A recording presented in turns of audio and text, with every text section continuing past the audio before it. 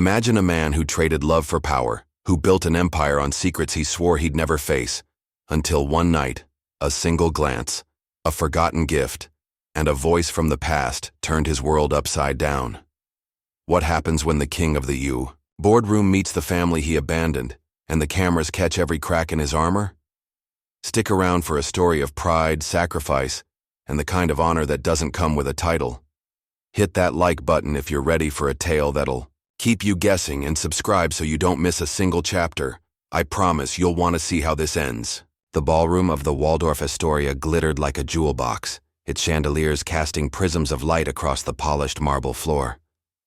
The air buzzed with the clink of champagne flutes, the murmur of New York's elite, and the faint scent of expensive perfume drifting through the crowd. James "Jim" Thornton stood at the center of it all, a towering figure at 68, his black tuxedo tailored to a frame that still carried the strength of youth. As chairman of Thornton Enterprises, a titan in the energy sector, he was used to commanding rooms like this. But tonight, the air felt different, thicker, sharper, as if the weight of unseen eyes bore down on him.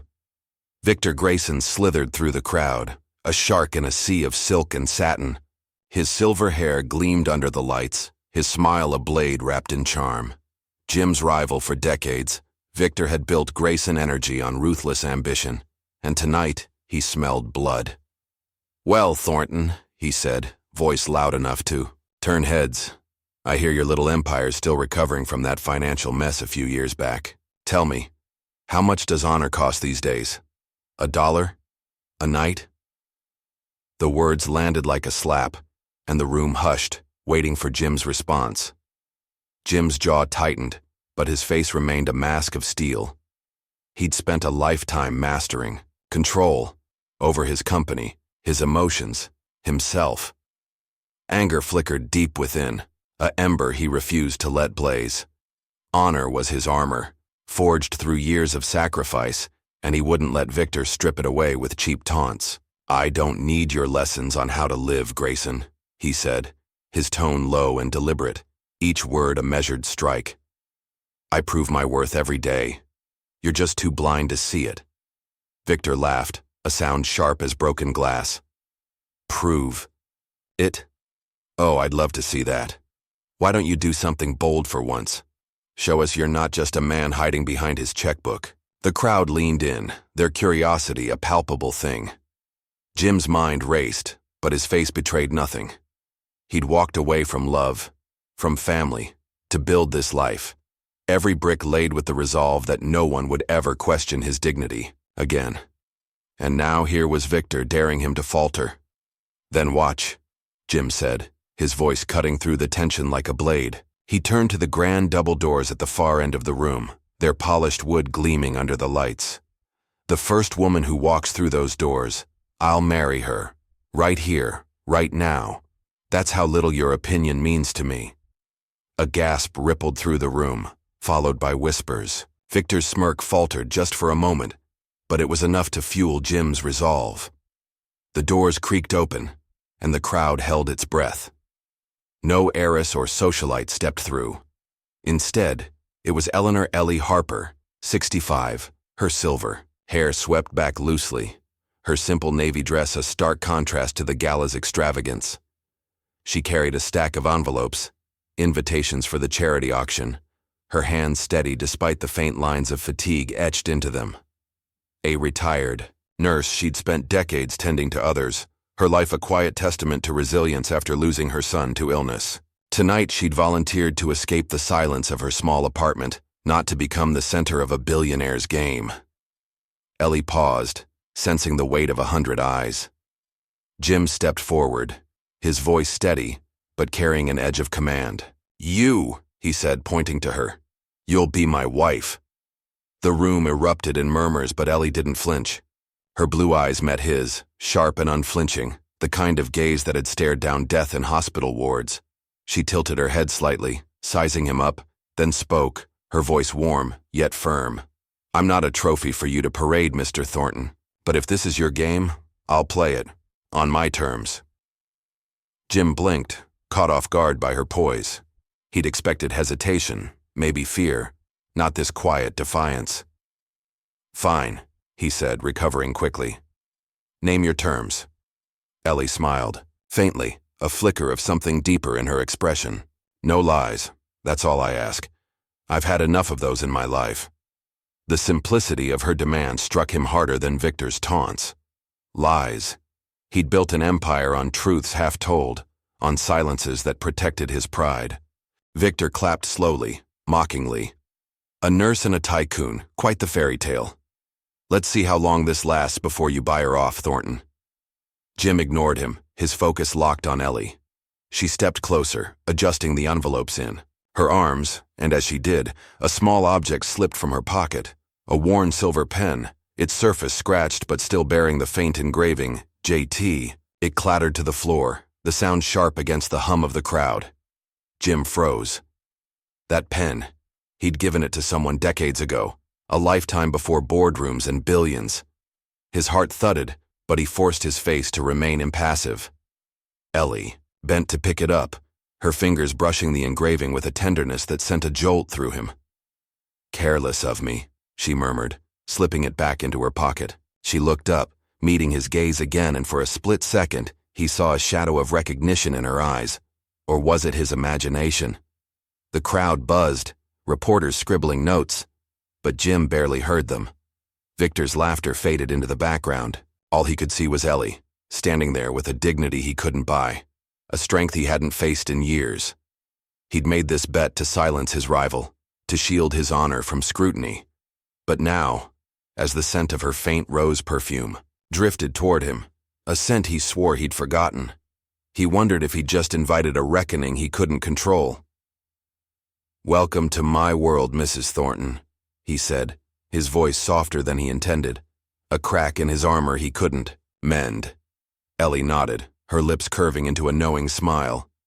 "And welcome to mine," she replied. The doors behind her swung shut, sealing them in a moment that felt less like a victory and more like the beginning of a storm. The Long Island mansion sprawled against the coastline like a fortress, its dark wood and glass facade reflecting the restless waves of the Atlantic. Inside, the air was cool and still, heavy with the scent of polished oak and leather.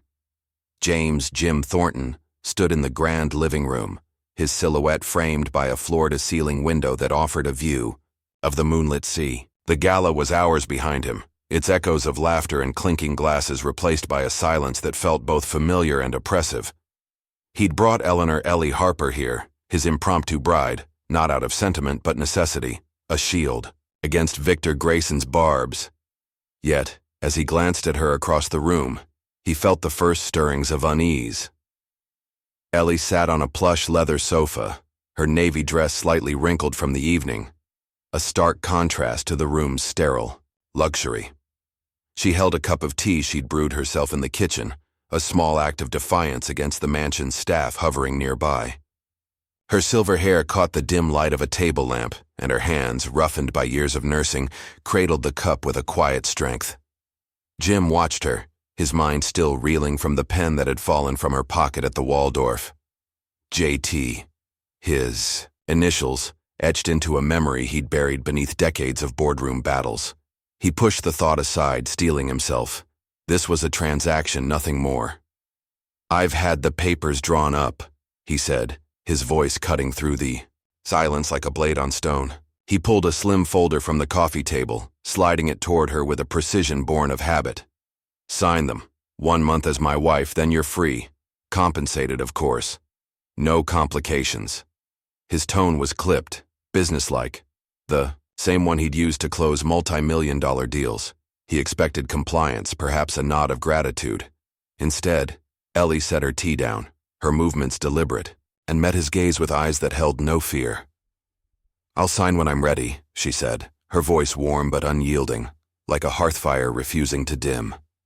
"But first, tell me something, Jim. Have you ever loved anyone? Really loved them? Not just owned them?" The question landed like a stone in still water, rippling through the armor of his self-control. Jim's fingers tightened around the edge of the table, but he didn't flinch. Love was a luxury he'd forsaken long ago, a weakness he'd excised, to build Thornton Enterprises. He'd left a woman once, her name a ghost he wouldn't summon, to chase power, to prove he could stand alone. That choice had defined him, hardened him. He wouldn't let this stranger unravel it. "Love's a fairy tale for people who can't handle reality," he replied, his words sharp but measured, each one a brick in the wall he'd built around himself. "I don't need it. Never have." He straightened, expecting her to back down. But Ellie leaned forward, her gaze piercing through the dim light, and for a moment, he saw something familiar in the curve of her lips, a memory of summer nights and whispered promises. "Then why are you so afraid of it?" she asked softly, her tone not accusing but probing, as if she could see the cracks he hid so well. Jim's breath caught, a rare falter in his composure, but he masked it with a cold laugh. "I'm not afraid of anything," he said, stepping toward the window to break her stare. "Sign the damn papers, Ellie, or leave. I don't have time for this." His voice rose slightly, a crack he regretted instantly, but he wouldn't. "Turn back." Control was his lifeline, and he clung to it now. Ellie didn't move. She reached into her pocket, pulling out the silver pen that had slipped free at the gala. She held it between her fingers, turning it slowly, the faint JT catching. The light. "You dropped something too once," she said, her voice barely above a whisper, yet it carried the weight of years. "A long time ago." Jim's heart thudded, a traitor in his chest. He knew that pen, knew the hands that had given it to her. The hands he'd walked away from in a Maine summer 40 years past. Ellie Harper wasn't a stranger. She was the woman he'd loved and left, the one whose tears he'd ignored to chase a dream of invincibility. He turned sharply, his face a storm held in check. "Get out," he said, his voice low and dangerous, but steady, always steady. "Take your games and go." Ellie rose, setting the pen on the table with a soft clink that echoed in the vast room. "I'm not here to play," she said, her eyes locking with his, unflinching. "I'm here because I've got nothing left to lose. You, though, you've got everything to hide." She walked toward the door, her footsteps soft but resolute, leaving the folder unsigned. Jim stood frozen, the silence swallowing him as the door clicked shut. He stared at the pen, its silver surface a mirror to a past he'd buried under skyscrapers and signatures. He'd left her pregnant. He remembered now, the letter she'd sent, the one he'd burned without reading. Honor, he'd told himself, then was in success, not sentiment. But as he picked up the pen, his fingers trembling for the first time in decades, he felt the weight of that lie. The wall he'd built wasn't protection, it was a prison. Outside, the ocean roared, indifferent, to the man who'd conquered industries but couldn't face a single truth. Jim sank into a chair, the pen clutched in his hand, its edges pressing into his palm. Ellie's question lingered like a ghost. "Have you ever loved anyone?" He didn't answer, not out loud, but in the stillness, with the scent of her tea still, faint in the air, he knew the storm was just beginning. And for once, his control couldn't stop it. The dawn broke over Long Island with a quiet ferocity, painting the sky in streaks of gold and gray. Jim Thornton stood at the edge of his estate, where manicured lawn gave way to a stretch of private beach. The wind carried the sharp tang of salt, tugging at his unbuttoned shirt, a rare departure from the crisp suits that defined him. Barefoot, he felt the sand shift beneath his toes, cold and unforgiving, a sensation he hadn't allowed himself in years. The mansion loomed behind him, its glass walls reflecting the morning light, but it felt miles away. Last night's confrontation with Eleanor Ellie Harper had cracked something inside him, a fissure he couldn't seal with willpower alone. Ellie emerged from the house, her silver hair loose and wild in the breeze, her navy dress swapped for a simple sweater and slacks. She carried no trace of the gala's formality, only the steady grace of a woman who'd faced worse storms than this. She'd stayed, despite his order to leave, claiming the guest room as if it were her right. Jim hadn't fought it, couldn't, not after the pen, not after her words had unearthed a past he'd buried under decades of discipline. Now she walked toward him, her steps silent on the sand, and stopped a few feet away, her blue eyes scanning the horizon. "Come with me," she said, her voice soft but firm, the kind that had once calmed dying patience. She didn't wait for an answer, turning toward the water's edge where the waves lapped gently. Jim hesitated, his instinct to retreat warring with a pull he couldn't name. He followed, each step a surrender he masked as curiosity. Ellie knelt by the shore, picking up a smooth white shell and brushing the sand from its curves. "Michael loved this," she said, her tone carrying a weight that made Jim's chest tighten. "Every summer we'd come to a beach like this in Maine. He'd collect shells until his pockets burst." Jim stood rigid, hands shoved into his pockets, the wind stinging his face. "Michael, her son, lost to illness," she'd said last night. The name echoed in his mind, a ghost from a life he'd abandoned. "Sounds like a waste of time," he replied, his voice gruff, a shield against the tenderness in hers. He'd spent his life building an empire, not chasing shells. But Ellie didn't flinch. She smiled faintly, tracing the shell's edge with her thumb. "Maybe to you," she said.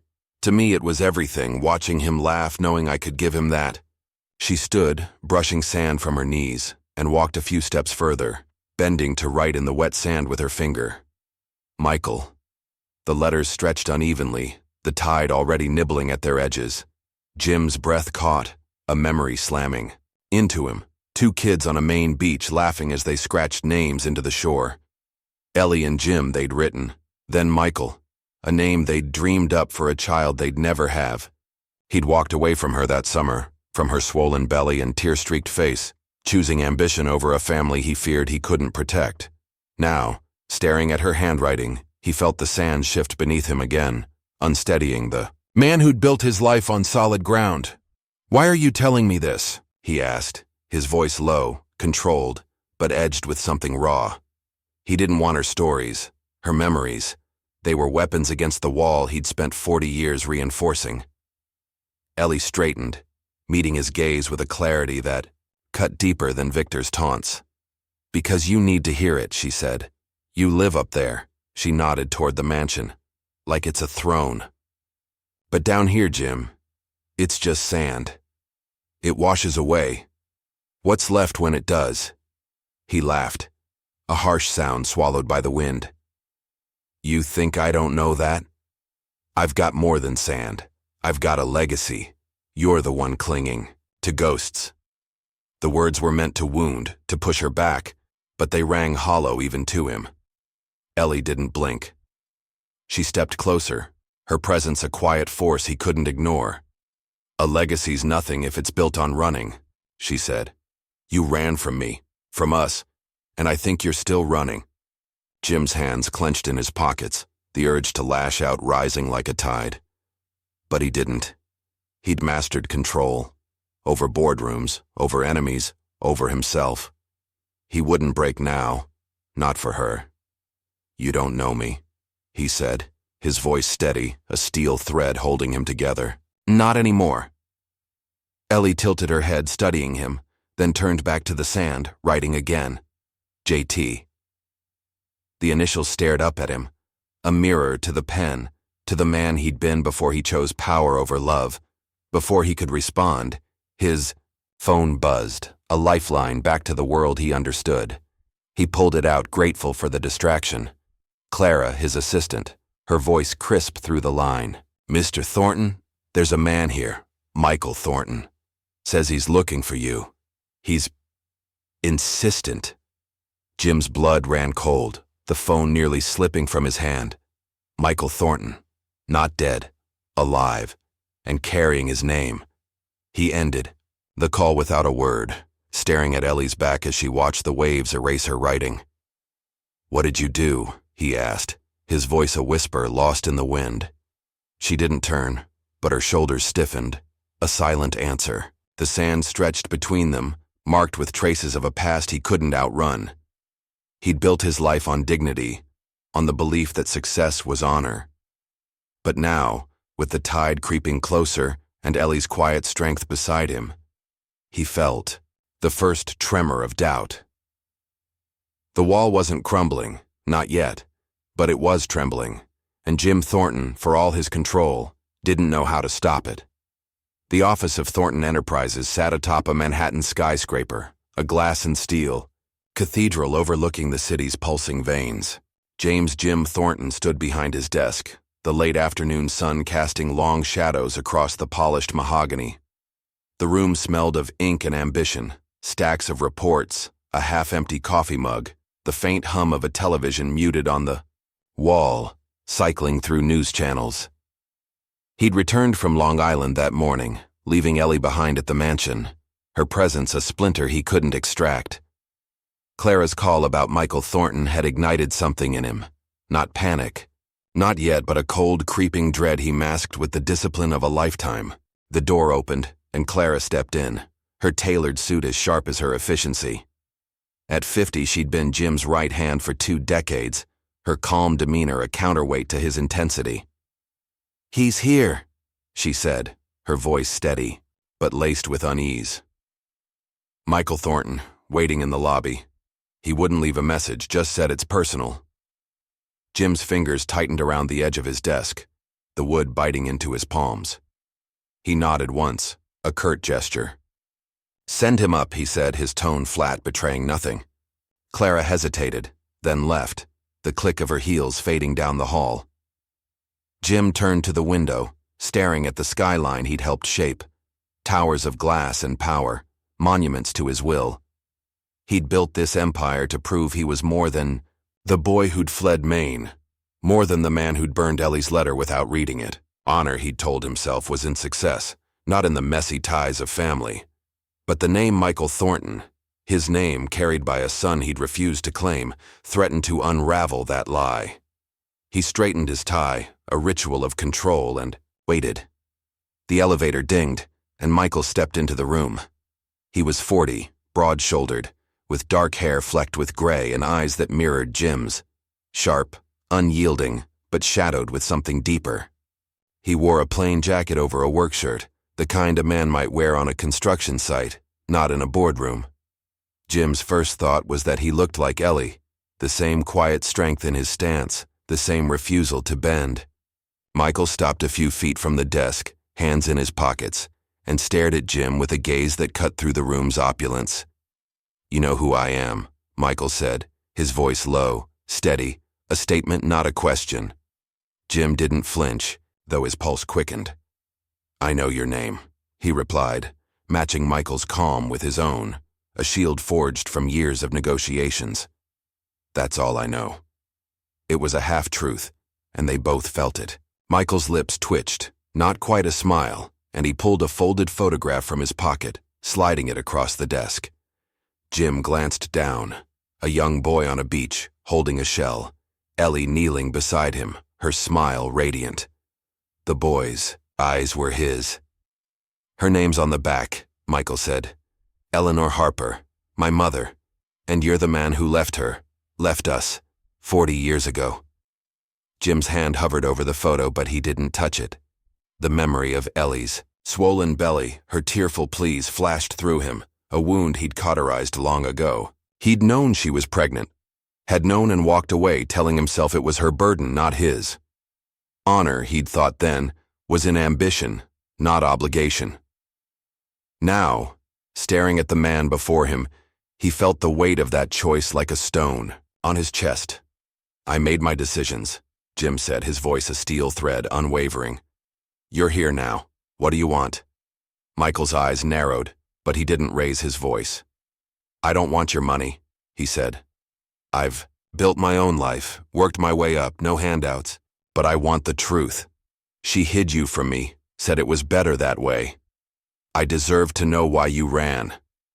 Before Jim could answer, the television flickered, its volume suddenly unmuted. A news anchor's voice filled the room. "Breaking news. Thornton Enterprises under fire as rumors swirl about a sham marriage between Chairman James Thornton and an unknown woman. Sources suggest it's a desperate bid to deflect from past scandals." The screen flashed to a grainy photo of Jim and Ellie at the gala, Victor Grayson's smirk lurking in the background. Jim's jaw clenched, but he didn't move. Victor. Always. Victor, turning his gamble into a weapon. Michael glanced at the screen, then back at Jim. "That her?" he asked, his tone sharp but controlled. "You're dragging her into this mess now?" Jim met his son's gaze, the accusation stinging, more than Victor's taunts ever could. "It's business," he said, the words hollow even to him. "Nothing more." Michael shook his head, a bitter edge creeping into his calm. "Business," he echoed. "That's what you called leaving us too, I bet." Jim's hands balled into fists, but he kept them at his sides. Control. He wouldn't lose it. Not now. Not in front of this man who carried his blood and Ellie's resilience. "You don't understand," he said, his voice low, steady, a lifeline. "I had nothing back then. I gave her a chance to move." Michael stepped closer, his presence a quiet storm. "You gave her a lifetime of silence," he said, "and me a name I didn't know was mine until she told me last year." The room shrank, the city beyond the glass fading as Jim faced the truth he'd buried. He'd known Ellie was pregnant, known he was a father, and chosen to run. Honor, he'd convinced himself, was in the empire he'd built, not the family he'd abandoned. But Michael's eyes, Ellie's strength reflected in them, tore through that illusion. The phone rang, Clara, no doubt, but Jim ignored it. "What now?" he asked, his voice a whisper, still controlled but fraying at the edges. Michael picked up the photo, folding it back into his pocket. "I'm not here to beg," he said. "I just wanted you to see me, to know I exist. What you do with that is on you." He turned and walked out, leaving the door open, the sound of his footsteps fading into the hum of the city below. Jim sank into his chair, the television droning on about his sham marriage. The photograph's absence left a void on the desk, a mirror to the emptiness he'd carried for 40 years. He'd mastered control, built a legacy. But now, with Victor's laughter on the airwaves and Michael's words in his ears, he felt the first crack in his dignity. The lights of Manhattan glittered outside, indifferent. But inside, the truth burned brighter than any of them. The small Boston diner glowed like a beacon in the dusk, its neon sign flickering against the gray sky. Jim Thornton sat in a corner booth, the cracked vinyl seat creaking under his weight. The air smelled of grease and coffee, a far cry from the sterile luxury of his Manhattan office. He'd come straight from the confrontation with Michael, his son's words, "I deserve to know why you ran," echoing in his skull like a relentless tide. Jim's hands rested on the table, steady despite the storm inside him. He'd spent a lifetime mastering control, but tonight he felt its edges fraying, tested by a past he could no longer outrun. The door jingled, and Michael stepped in, his work jacket dusted with the day's labor, his face set in a mask of resolve. He slid into the booth across from Jim, his presence a quiet challenge. The diner hummed around them, waitresses calling orders, the clatter of plates. But the space between father and son felt like a vacuum, heavy with unspoken years. Jim met Michael's gaze, those familiar eyes cutting through the dim light, and spoke first, his voice low and measured. "You wanted me here. I'm here. Say what you need to say." Michael leaned forward, elbows on the table, his tone steady but sharp. "I don't need your pity or your excuses," he said. "I need the truth, out loud for everyone to hear. You left us, left her, and now you're playing house with my mother like it's some game. If you've got any honor left, prove it. Tell the world I'm your son." The words hung between them, a gauntlet thrown down, and Jim felt the weight of every eye in the diner shift toward them, though no one else could hear. Before he could respond, the door jingled again. Victor Grayson strode in, his tailored coat brushing the floor, his silver hair catching the neon glow.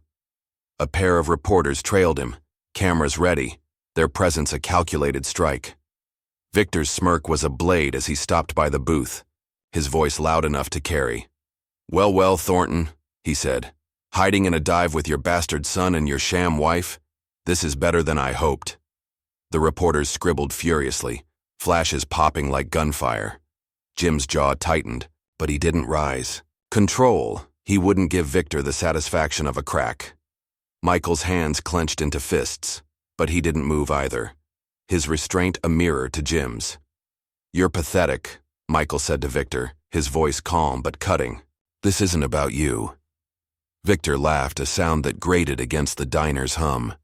"Oh, it's all about me, kid. Your daddy's empire's crumbling, and I'm just here to watch it fall. Tell me, Thornton, how's it feel to lose everything? Honor included?" Jim's pulse thundered, the urge to strike surging through him.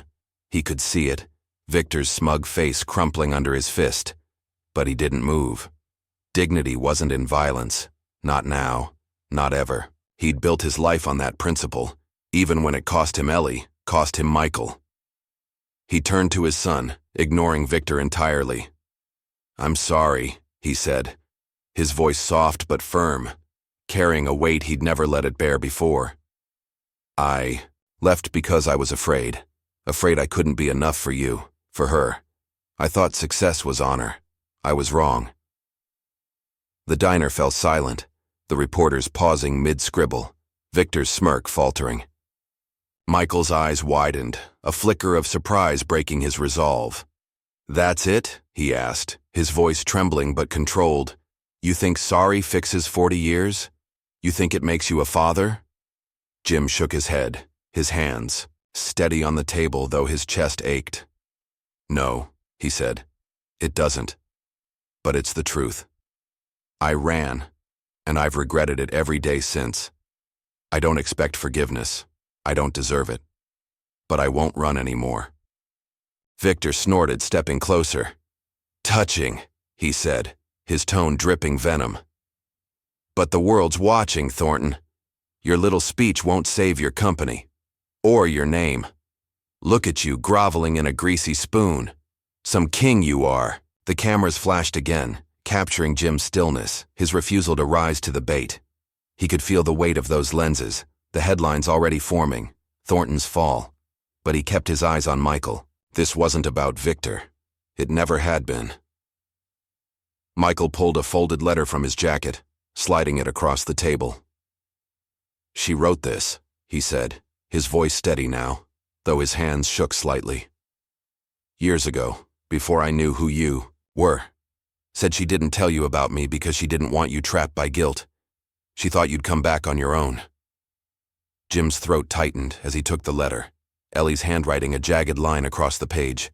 "I let him go, Michael, so he could choose us freely. He never did." The words sliced through him, a truth sharper than Victor's taunts, revealing her sacrifice, a dignity he'd never matched. He looked up at Michael, the letter trembling in his fingers. "I didn't know," he said, his voice breaking but still controlled, a thread of steel holding it together. "I burned her letters, couldn't face them, but I'm facing you now. Tell me what you want." Michael leaned back, his eyes hard but glistening. "I want you to stand up," he said. "Not here, out there. Tell them who I am. Prove you're not just words." Victor clapped slowly, mockingly. "Oh, this'll be good," he said. "Go on, Thornton. Bow to your boy. Let's see how low you'll sink." The reporters edged closer, their flashes blinding, but Jim didn't flinch. He rose slowly, folding the letter into his pocket, his movements deliberate. "This isn't for you, Grayson," he said, his voice quiet but piercing, cutting through the noise. "It's for him." He turned to Michael, meeting his son's gaze. "I'll do it. Not because you asked, but because it's right." Michael nodded, a single tight motion, then stood and walked out, leaving Jim with Victor and the cameras. The diner buzzed again, but Jim felt a strange calm settle over him. He'd faced the challenge, not with fists or fury, but with the dignity he'd spent a lifetime chasing. Victor's laughter followed him as he stepped toward the door, but it was distant, hollow. The real storm was ahead, and for once, Jim Thornton was ready to meet it, not as a king, but as a man. The conference room of Thornton Enterprises buzzed with tension, a cavernous space of glass and steel perched high above Manhattan. Rows of shareholders filled the seats, their murmurs a low hum beneath the glare of overhead lights. James Jim Thornton stood at the podium, his gray suit impeccable, his silver hair catching the glow like a crown he no longer wanted. The air smelled of anticipation and ink. Briefcases open, pens poised, a wall of television screens flickering with news tickers, Thornton faces, scandal fallout. 2 days had passed since the diner, since Michael's demand and Victor's taunts, and now the world watched, waiting for Jim to break or bend. He adjusted the microphone, his hands steady, though his chest felt tight with the weight of Ellie's letter still folded in his pocket. Michael's words, "Prove you're not just words," had burned into him, a challenge he couldn't ignore. Victor Grayson sat in the front row, his smirk a silent dare, his presence a reminder of the empire. At stake, the cameras rolled, their red lights like eyes, unblinking, and Jim knew this moment would define him, not as a titan of industry, but as a man. "Ladies and gentlemen," he began, his voice clear and firm, cutting through the room's restless energy. "You're here because of rumors about my company, my marriage, my past. I won't waste your time with denials. I'm here to tell you the truth."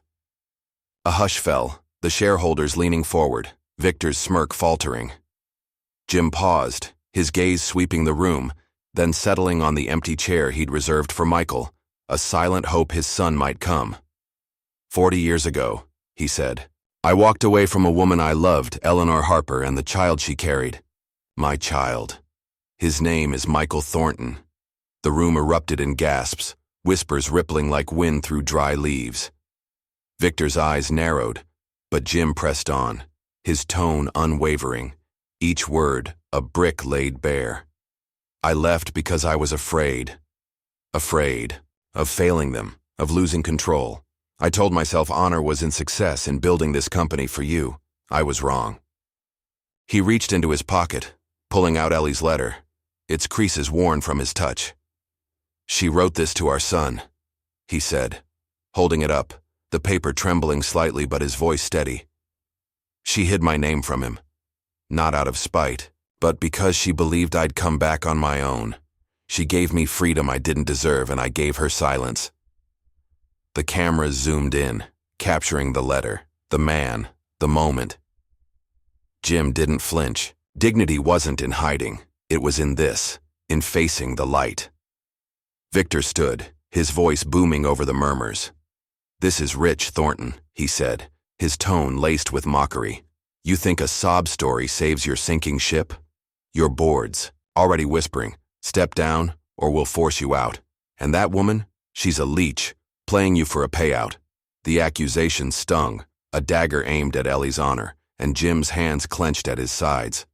But he didn't shout, didn't strike. Control, he'd mastered it through worse than this. She's no leech, Jim said, his voice low but piercing, cutting through Victor's bluster. She raised our son alone, turned down money I offered years ago because she wanted me to choose them, not buy them. That's honor, Grayson. Something you'll never understand. The room quieted, Victor's smirk fading as the shareholders shifted uncomfortably. Jim turned back to the crowd, his gaze steady. I've spent my life chasing a legacy, but a legacy built on running isn't worth keeping. He took a breath, the weight of his next words settling over him like a mantle. That's why I'm stepping down as chairman, he said. Effective immediately. Thornton Enterprises will go on, stronger I hope. But I won't. My son asked me to prove I'm more than words. This is my proof. The room exploded. Shouts of protest. Gasps of shock. Cameras flashing like a storm. Victor laughed. A hollow sound. But Jim didn't waver. He stepped back from the podium, folding the letter into his pocket, his head high. The door at the back creaked open, and Michael stepped in, his work jacket out of place among the suits. He froze, eyes locked on Jim, the empty chair still waiting. Jim nodded once, a silent acknowledgement, and Michael moved forward, stopping halfway down the aisle. You didn't have to do that, Michael said, his voice rough but audible over the chaos. I just wanted the truth. Jim met his son's gaze, the noise fading to a dull roar. You deserved more than the truth, he said. You deserved a father. I'm late, but I'm here. Michael's jaw tightened, a flicker of something, anger, relief, crossing his face, but he didn't speak. The cameras swiveled, capturing the moment, but Jim barely noticed. This wasn't for them. Victor pushed through the crowd, his voice rising again. "You're finished, Thornton," he said, his triumph tinged with desperation. "Your company's mine now. Your honor won't save it." Jim turned to him, his expression calm, almost serene. "Take it," he said. "I don't need it anymore." Victor blinked, caught off guard, and the room stilled, the weight of Jim's surrender shifting the air. As security escorted Victor out, still shouting, Jim walked down from the podium, passing the stunned shareholders, the flashing lights. He stopped beside Michael, close enough to see the lines etched by years of labor, years Jim had missed. "I don't expect you to call me anything," he said, his voice soft but steady. "But if you ever need me, I'll be there." Michael nodded, a single tight motion, then turned away, leaving Jim in the center of the chaos he'd unleashed. The screens flickered with headlines.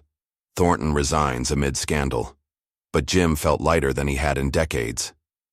He'd faced the pressure, the eyes, the past, not with fury or flight, but with the dignity he'd spent a lifetime seeking. The company might fall, Victor might win, but Jim had reclaimed something greater: himself. As he stepped into the hallway, the lights dimmed behind him, and for the first time, he didn't look back. The Maine afternoon stretched soft and golden over a small park near Eleanor Ellie Harper's modest home, the air crisp with the scent of pine and earth. James Jim Thornton sat on a weathered wooden bench, his gray suit traded for a simple sweater and jeans, a uniform of surrender to a life he'd never known. The park was alive with the rustle of leaves and the distant chirp of birds, a world apart from the glass towers he'd once ruled.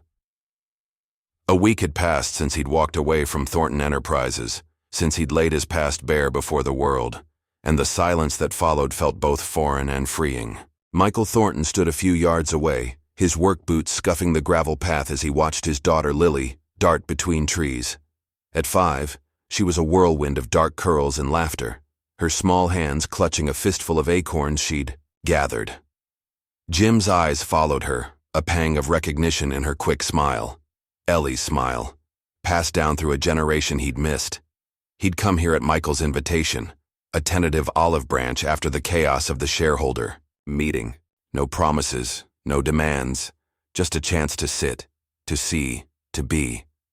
Lily ran toward him, her sneakers crunching leaves, and stopped abruptly, peering up with wide, curious eyes. "Are you really my grandpa?" she asked, her voice bright and unguarded, cutting through the quiet like a bell. Jim's breath caught, the question a jolt to the heart he'd spent decades armoring.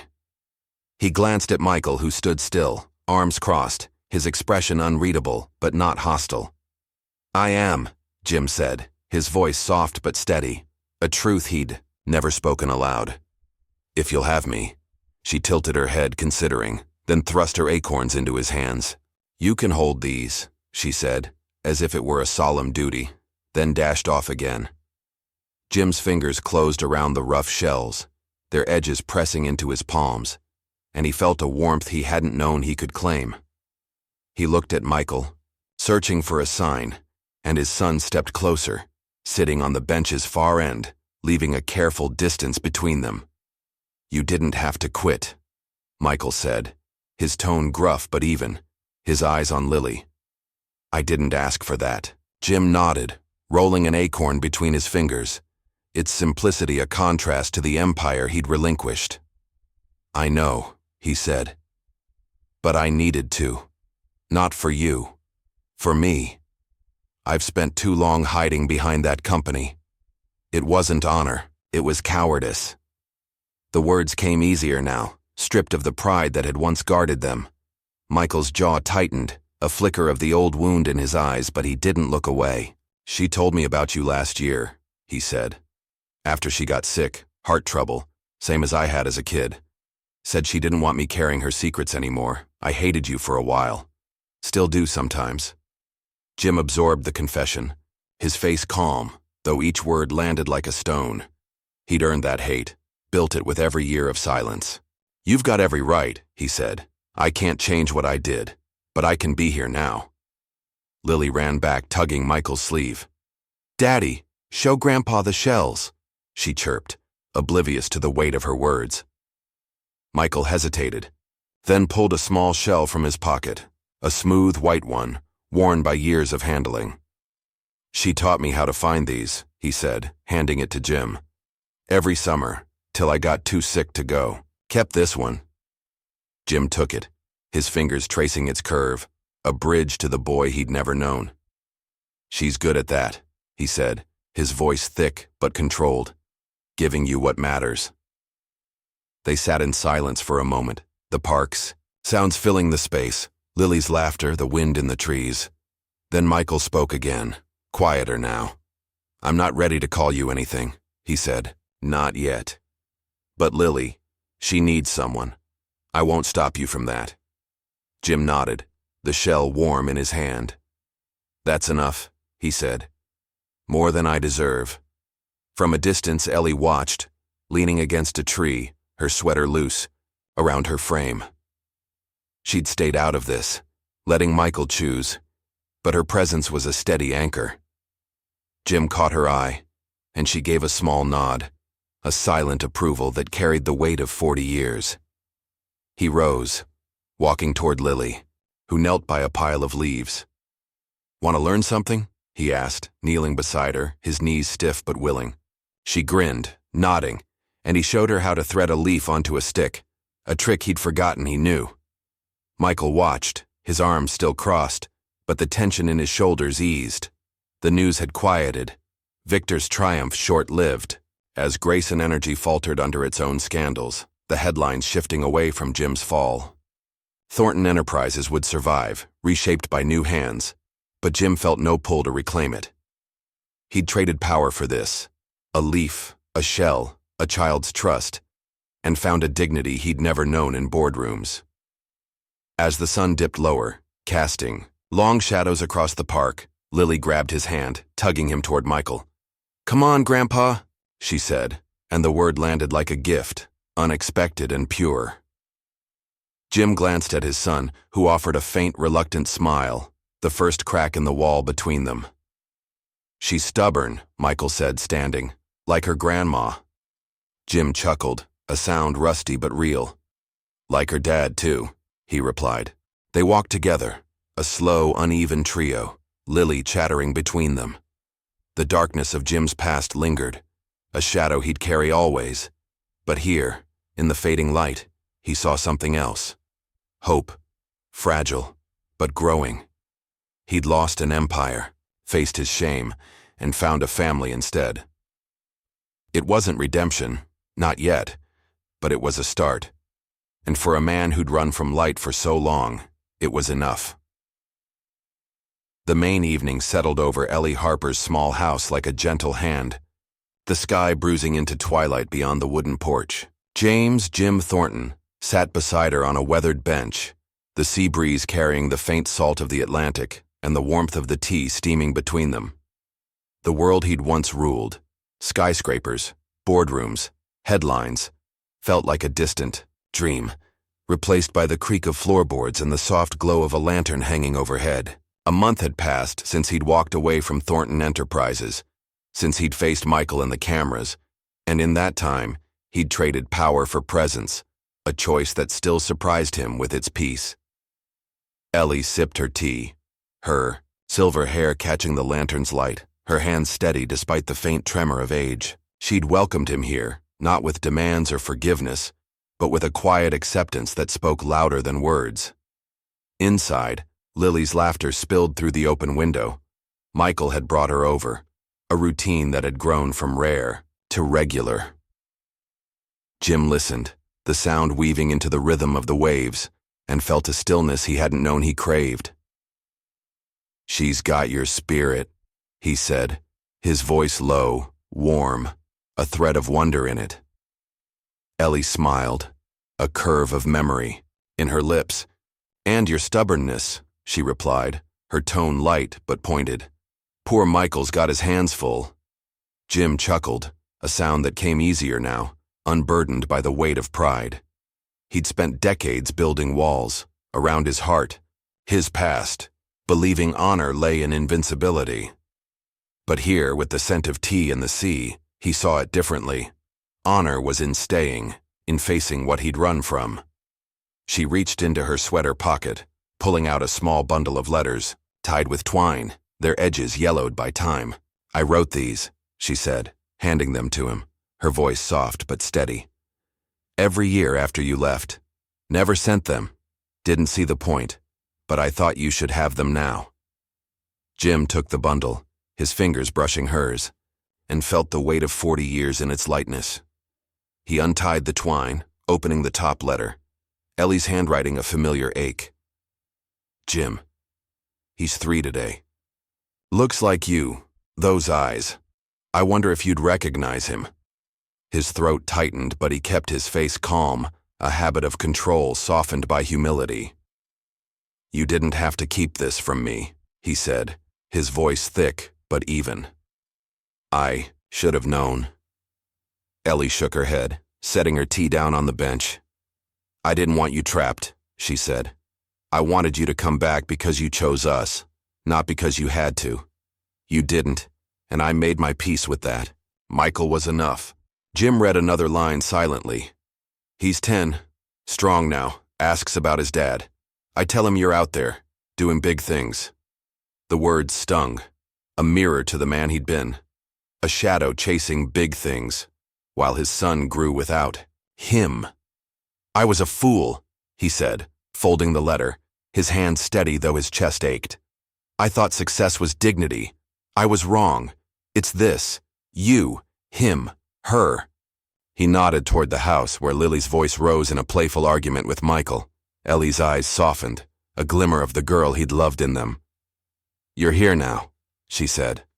"That's what counts." She didn't absolve him, didn't need to. Her strength had carried her through his absence, and her choice to let him in now was a gift, not a pardon. Jim set the letters beside him, their weight a quiet companion, and took her hand. Her skin was warm, roughened by years of care, and he held it gently, a promise unspoken. The screen door creaked, and Michael stepped out, Lily trailing him with a shell clutched in her hand. "Grandpa!" she called, bounding toward Jim, her curls bouncing. She thrust the shell into his lap, its smooth surface cool against his fingers. "Found it by the water. Daddy helped." Michael lingered by the door, his work jacket slung over one shoulder, his expression guarded but softening. "She insisted," he said, a faint smile tugging at his lips. "Said it's for your collection." Jim smiled, a real one, and held the shell up to the light. "It's perfect," he said, meeting Lily's grin, then Michael's eyes. "Thank you." Michael nodded, a single motion, then sat on the porch steps, close but separate, a bridge still under construction.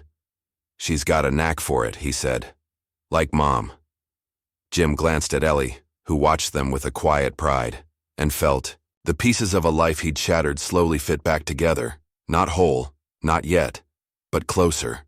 The news had faded, Victor's brief victory eclipsed by his own missteps, Thornton Enterprises thriving under new leadership.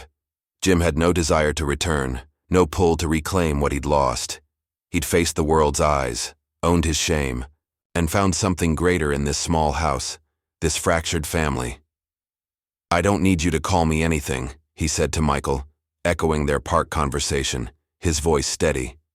"But I'll be here. For her. For you. For as long as you'll let me." Michael looked away, out to the darkening sea, then back.